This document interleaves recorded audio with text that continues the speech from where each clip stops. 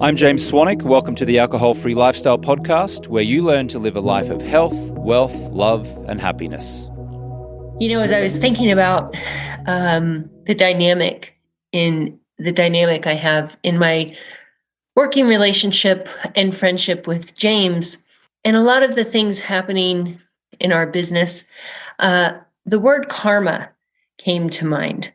And I don't know if you believe in that kind of stuff, or if you call it energy or juju or God or whatever you call it, but that thing that seems to be bigger than us, that kind of comes along in our lives for different reasons, often to teach us.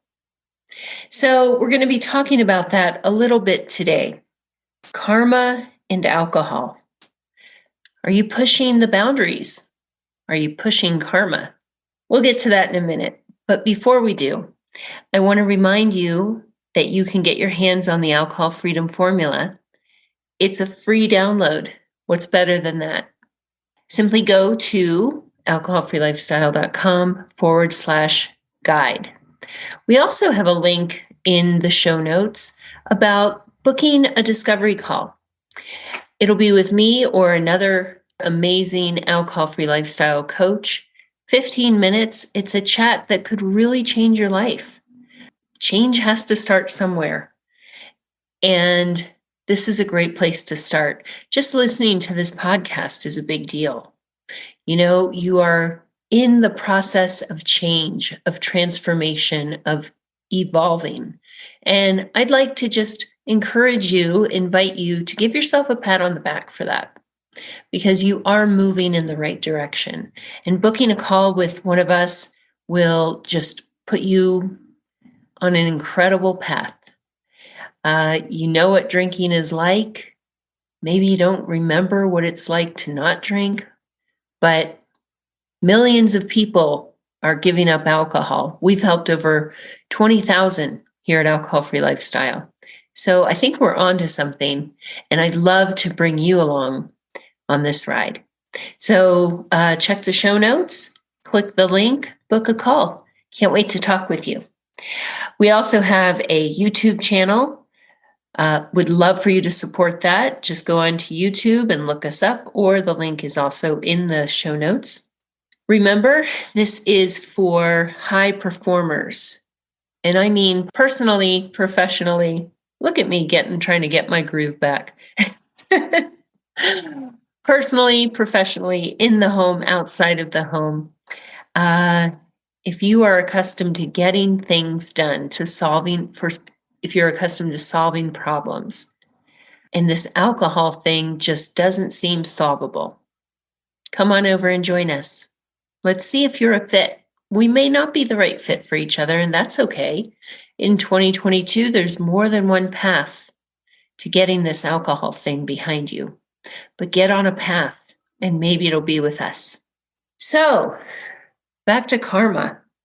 During your drinking career, maybe this is happening now, actually. Have you ever gotten a sense that something bad is going to happen? I'm not saying that to be doom and gloom, but you can't have light without shadows in the world. And do you ever get the feeling that things just aren't going to be okay? I'm a natural optimist. I am the finder of silver linings. It's one of my favorite things about myself. It's helped me through a lot of tough times, like cancer, divorce, my drinking. But I'll tell you something. Toward the end, I had this pit in my stomach, like something was going to go really wrong if I didn't make a change. I remember feeling just overwhelmed because I had stopped so many times and always gone back to the stuff. And, I was really down on myself. I even had moments where I'd think, well, maybe I should just let whatever is going to happen because I just can't seem to beat this. But like everyone listening, I have something inside of me, the human spirit. And it gave me just enough faith in myself to put one foot in front of the other. So you have that in you. There's nothing special about me. I'm a human. You're a human. There's nothing special about me that I got hooked on alcohol. I'm a human. You're a human. You'll hear me say, if you have a body and a brain, this can happen to you. It can happen. It has happened. But that little seed, that human spirit, can be the catalyst for taking you out of it, putting you on a path to change. So, looking back, I look at that as the universe and karma.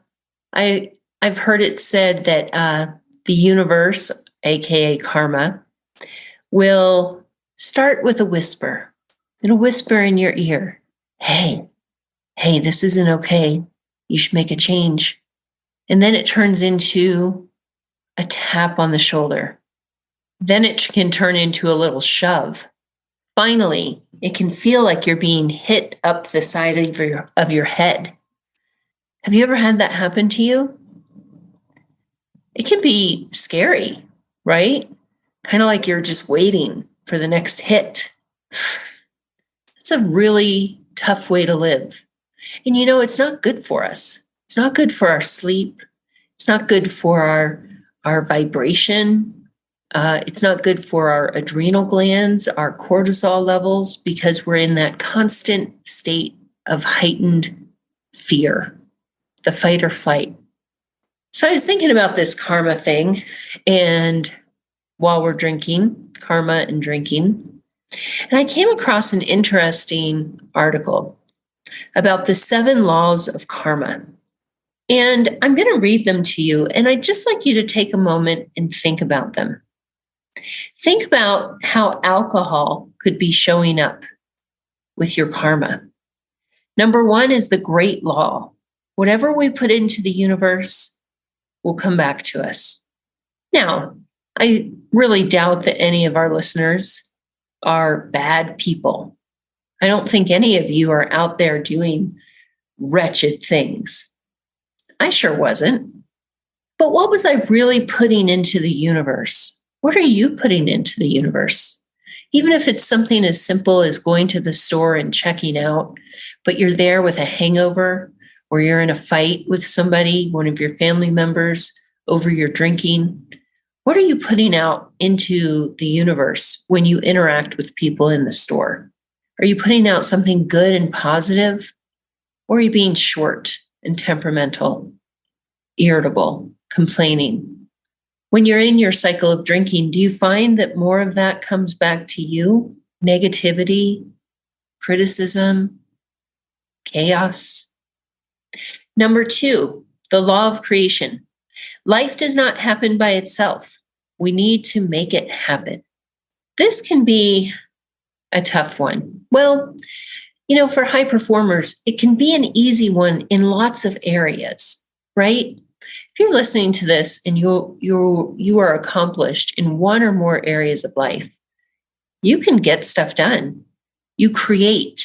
You may have created businesses. You create sales. You create products. You create ideas. You solve challenges. Well, we all know those things don't just happen, right? If they did, everybody would have a successful career. So why do we look at alcohol differently? Why do we think that somehow this alcohol thing is going to figure itself out? Is it your ego? Is it pride? Is it shame? We know those things aren't going to attract anything good. Why don't you put those aside and just look at this as creation? Is everything wonderful that's created in the world created by one person?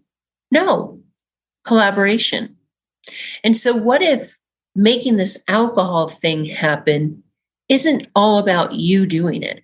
What if it's coming into a community of like-minded people? Our community, if you join us, if you're invited to join us, you're not just going to be in there with a bunch of people who have a drinking problem. You're going to be in with like-minded individuals. We put a tremendous amount of effort into curating a specific type of community so that when you come in, you feel like you have found your people. You've found your tribe. I found my tribe. I hear that so often in our group. And so if you're going to make it happen, why don't you team up with some other brilliant folks? And if I do say so myself, a good coach or two. Let's collaborate. Let's make it happen. Hi, this is James Swanwick, and we're taking applications for our 90-day and 365-day stop drinking programs. Clients are mostly executives, entrepreneurs, and investors who have tried unsuccessfully and repeatedly to stop drinking, but remain stuck in a frustrating cycle of stop, start, stop, start. Our programs are not AA, which has a reported 7% success rate. Our programs are not rehab, which has a reported 6% success rate. Our 90-day and 1-year programs involve a safe, fun, virtual community of high achievers with a process that boasts a scientifically proven 98% success rate of clients reaching at least 90 consecutive days alcohol-free. That's according to the University of Washington. We use the latest neuroscience and personal development processes to help rewire clients' brains around alcohol and minimize its importance in their lives. We will show you how to powerfully socialize with friends, family, and colleagues, what to say and how to say it so people don't mistakenly think you're an alcoholic or have a problem, and how to eliminate the temptation of returning to constant drinking so you break the stop-start cycle. To ensure client success, Project 90 can only accept 24 new clients each month. Some of those happy clients include John Keltner from California, who said, "I've lost 10 pounds." Susie Vaughn, a real estate broker in Tennessee, who said, "I've generated 20% more leads." Jessica Gaines from Kentucky, who says, "I've now got joy, focus, presence, and clarity." And Joe Worley from Michigan, who says, "My wife has the real Joe back." If you're an executive, entrepreneur, investor, real estate professional, attorney, doctor, and you're sick of the stop-start cycle and the damaging effects alcohol has on your health, happiness, and family, and you're ready to regain confidence, become more present with your spouse and children, reduce stress, anxiety, and irritability, sleep better, increase focus and productivity, and feel better quickly, you're invited to apply to become one of our 24 monthly Project 90 clients. Applicants can apply for an introductory interview by visiting alcoholfreelifestyle.com/project90. There's also a link in this episode's show notes. That's alcoholfreelifestyle.com/project90. Application interviews are limited and are conducted on a first-come, first-served basis. Okay, let's get back to the show. Number 3, the law of humility. One must accept something in order to change it. Oh, that's a tough one. That can be a tough one on a lot of fronts for high achievers. What else have you had trouble accepting in life? And what's your response been? Has it been to push even harder to get your desired outcome? I can relate to that. If I push hard enough, I can make this be true. I learned a big lesson in that when I had breast cancer. And I certainly learned one when it came to drinking.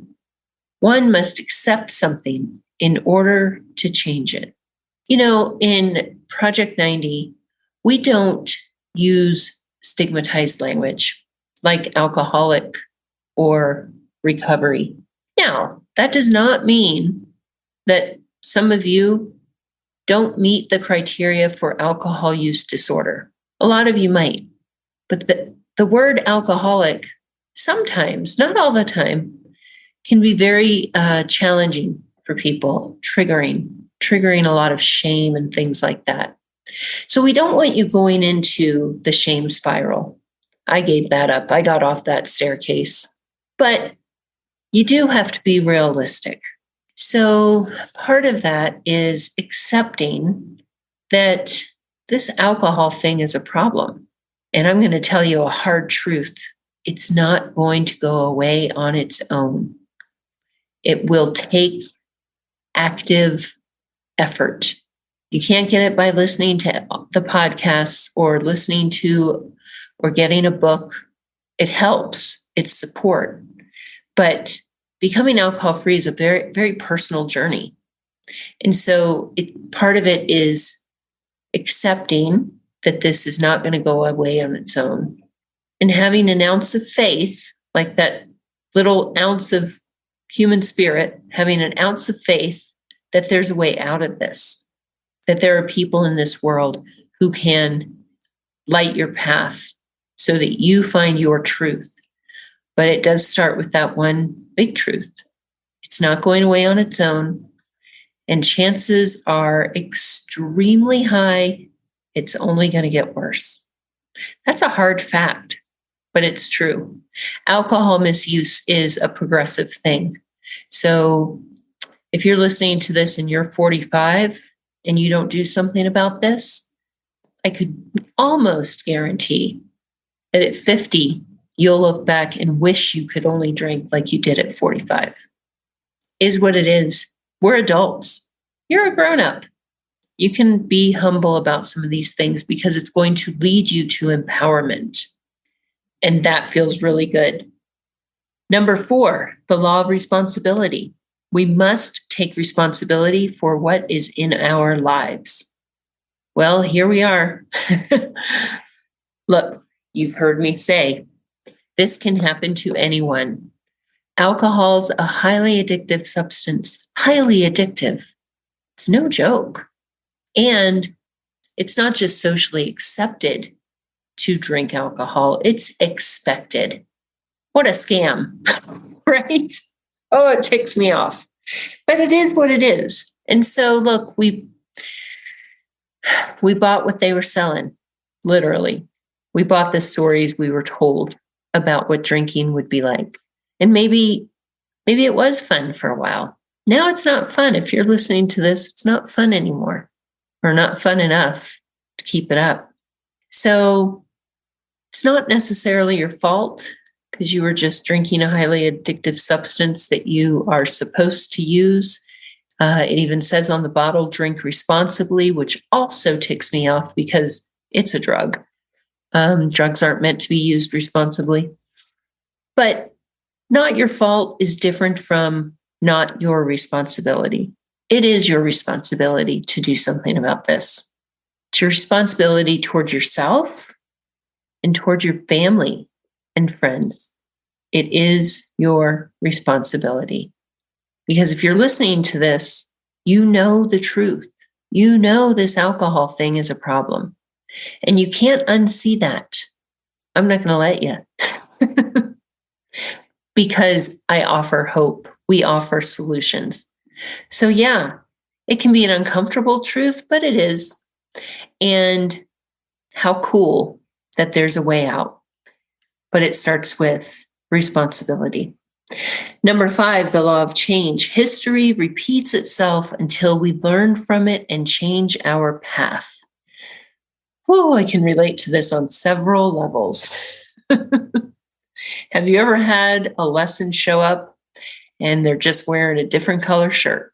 Can anyone relate to that? Could be in relationships, could be in your career. Same thing keeps happening. It just looks a little different, but it feels the same. And you go, why does this feel familiar? It's a different person, a different environment, because the feelings are the same. That is going to happen with your drinking. It already is happening. History repeats itself. How many times are you going to say, I quit on your own, and then go back to it? Pay attention and listen. Listen to the lessons in there. What is the lesson? I'd like you to think about that for a second. What is the lesson in this happening again and again and again? Aren't you tired of it visiting you? I got tired of it visiting me. I finally took the hint. I said, okay, all right. If I could do this myself, I would have already. And I found my people and I did put it behind me. And now I'm lucky enough that I get to be one of your people.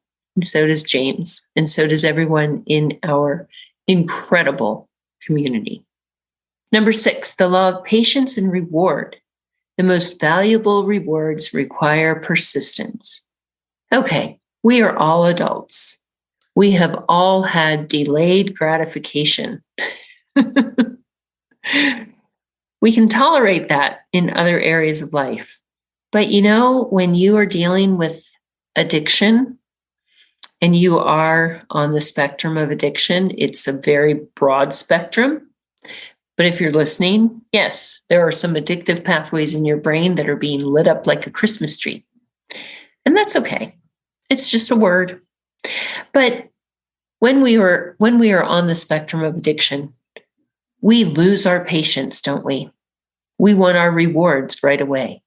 Well, part of that is from the substance itself. Alcohol gives us an unnatural high, an unnatural hit of dopamine. And so that reward center gets fired up really fast and very furiously. We have to kind of untangle that and realize that patience isn't easy to come by at times. But guess what? You're in a community and you've got coaches that you can talk to about that. You may get impatient. You may want this to happen overnight. Well, you didn't have a problem with drinking for a night. So it's not going to get behind you in a night, overnight, right? So, yep, a little bit of patience, but the reward is worth it. Like I said, we've helped over 20,000 people. We're onto something. It's got to be worth it. If it weren't, James and I would still be sipping. We're not. We're sipping other things. And we're doing other things that hit that reward center in our brain, our pleasure center, because we all need that, guys. And we're humans. We are pleasure-seeking creatures. We found things that light up that reward center in the brain without any consequences. How cool is that? We get our cake and the icing on top. It's worth it. You've had to have patience in other areas, and it may not have even had this much of a reward. So, like I said, book that call. Finally, the law of significance and inspiration. I love this one. Rewards are a result of the energy and effort we put into it. I think this puts work hard, play hard in a whole different light. Rewards are a result of the energy and effort we put into it. Project 90 is an investment of lots of things. It's a financial investment. It's a time investment. But I would challenge any of you to find an investment with the rewards that this program brings. Honestly, if you can think of one thing in which you could invest, and I say that tongue in cheek, given the investment world today, but can you think of anything where your investment would pay off? And this is only payoffs that you can imagine right now while you're still in the cycle of drinking. They're too numerous to list. I mean that. And I was one of those people who's went, I don't know. I mean, is it really that great? No, I was just like that. So if you're thinking that, I've already thought it. But where else could you put your time and some money and get your life back? Be able to dream again. Be able to plan new adventures. Be able to make significant improvements in your health, your blood work. Oh my gosh. I had a member today talking about his blood work. I mean, a complete turnaround in less than 3 months. He's off his blood pressure meds. It's crazy. Where could you get that? Where do you get more bang for your buck? Dollar buck or energy buck? How much energy are you pouring into thinking about drinking, recovering from drinking? What if you poured some of that into our program? What would that be like? Well, the rewards are a result of the energy and effort you put into it. So I'm going to say it. It is worth it. It's the best thing I've ever done for myself. And I've done a lot of cool things.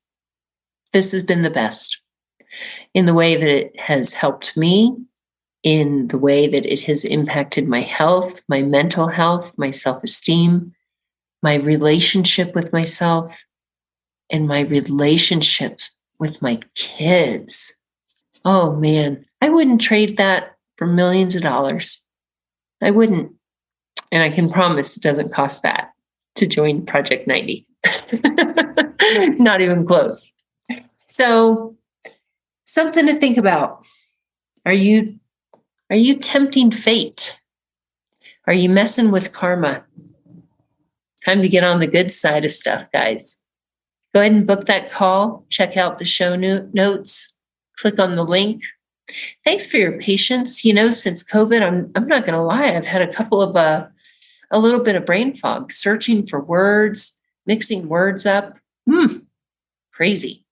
So if I stumble a little, thank you for understanding. But hey, I'm not stumbling because I've been drinking.